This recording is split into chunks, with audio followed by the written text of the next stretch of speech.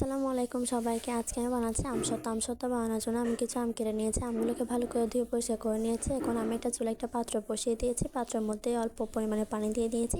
পানির মধ্যে আমগুলোকে আমি দিয়ে দিচ্ছি।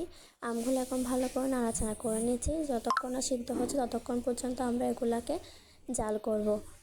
দেখতে পাচ্ছেন আমগুলো এখন সিদ্ধ হয়ে গিয়েছে ভালো করে। আমের কালারটাও চেঞ্জ হয়ে গিয়েছে। আমরা যতক্ষণ না আমটা সিদ্ধ হচ্ছে ততক্ষণ পর্যন্ত জাল করব। এখন আমটাকে আমি চুলা থেকে নামিয়ে ঠান্ডা হতে দেবো। ঠান্ডা হয়ে গেলে একটা ছাঁকনির সাহায্যে আমগুলোকে আমি ভালো করে ছেঁকে নিচ্ছি, যাতে একটা আমের আঁশও না থাকে। আমের আঁশ থাকলে আমটা খেতে ভালো লাগে না, তাই আমি আমটাকে ভালো করে ছেঁকে নিচ্ছি। আমটা এখন ভালো করে ছাঁকা হয়ে গিয়েছে। এখন আমি একটা পারফেক্ট একটা আমের পিউরি পেয়ে গিয়েছে। এখন আমি একটা চুলায় আবার একটা পাত্র বসিয়ে দেবো। পাত্রের মধ্যে আমের পিউরিটা দিয়ে দেবো, ভালো করে নাড়াচাড়া করবো। এখন আমি এখানে 2 চামচের মতো চিনি দিয়ে দেবো। চিনিটা আপনারা কম বেশি দিতে পারেন। আমি এটা একটু টক ঝাল মিষ্টি রাখতে আছি, তাই চিনিটা একটু কম দিয়েছি। আপনারা আপনাদের পছন্দ মতো চিনি দিতে পারেন। এখন আমি এটাকে ভালো করে নেড়ে চেড়ে নিচ্ছি, যাতে চিনিটা ভালোভাবে মিক্স হয়।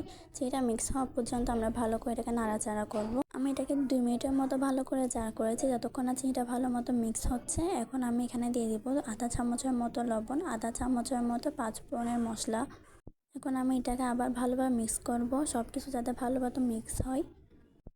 মিক্স করা হয়ে গিয়েছে। এখন আমি এখানে দিয়ে দিচ্ছি 6টা শুকনো মরিচকে ভালো মতো গুঁড়ো করে নিয়েছি। এখন আমি এটা এখানে দিয়ে দিব। এটা দিয়ে ভালো মতো আবার সব কিছু মিক্স করে চুলাটা অফ করে দেব। এখন আমি বড় থেকে একটা ট্রাই নিয়ে নিয়েছি। ট্রাইয়ের মধ্যে কিছু তেল দিয়েছি। তেলটাকে ভালো করে ব্রাশ করে নেব, যাতে আমগুলো এখানে দিলে ওটা লেগে না যায়। এটা এখন আমি ট্রাইয়ের মধ্যে ঢেলে নিয়েছি। ঢেলে সব জায়গায় ভালো মতো ছড়িয়ে দিচ্ছি। যখন আমসত্ত্বটা শুকাবে তখন যাতে এটা তুলতে সুবিধা হয় এবং এটা ভালো একটা শেপ আসে, তাই সব জায়গায় ভালো মতো আমি ছড়িয়ে দিচ্ছি। এটাকে ছড়িয়ে দেওয়া হয়ে গিয়েছে। এটাকে এখন আমাকে রোদে দিতে হবে, তো এটাকে আমি ছাদে দিয়ে দিচ্ছি। আমি এগুলাকে ছাদে দিয়ে একদিনের মতো শুকিয়ে নিয়েছি। আপনারা চাইলে ব্যালকনিতেও দিতে পারেন, ব্যালকনিতে রোদ থাকলে। তো এটা অনেক ভালো মতো সেট হয়ে গিয়েছে। এখন আমি এটাকে কেটে আমসত্ত্ব শেপ দিব। দেখতে পাচ্ছেন আমসত্ত্বগুলো কত সুন্দর হয়েছে, আর শেপটা কত ভালো। এটা খেতে অনেক মজা, কিন্তু টক ঝাল মিষ্টি। আপনারাও কিন্তু এই রেসিপিটা ট্রাই করতে পারেন।